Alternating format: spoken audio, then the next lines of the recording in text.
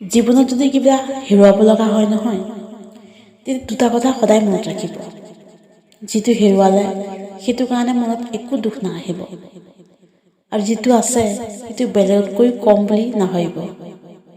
যিটো পোৱা নাই সেইটো এটা সপোন বুলি পাহৰি যাওক, কিন্তু বৰ্তমান যি আছে সেইখিনি বহুত বেছি আছে বুলি সুখত থাকক।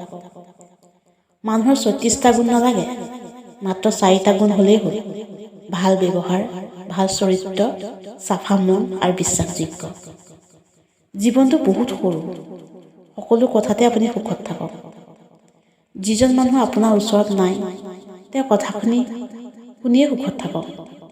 কোনোবাই খং কৰিছে তেওঁৰ অভিমানত সুখত থাকক। যোনে কেতিয়াও ঘূৰি নাহে তেওঁক মনত পেলাই সুখত থাকক।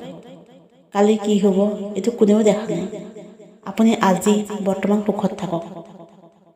আমাৰ জীৱনত এনেকুৱা সময় কিছুমান আহে য'ত আমি নিৰ্ণয় ল'ব লাগে যে পাতটো লুটিয়াম নে কিতাপখন বন্ধ কৰি দিম।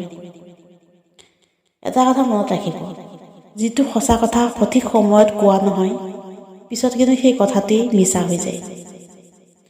দুটা লাইন আছে যিটো সঁচা, কিছুমান সম্পৰ্ক পালন কৰিবৰ কাৰণেই মনে মনে থাকিবলগীয়া হয়, আৰু কিছুমান মনে মনে থাকে কাৰণেই সম্পৰ্কবিলাক মজবুত হৈ আছে।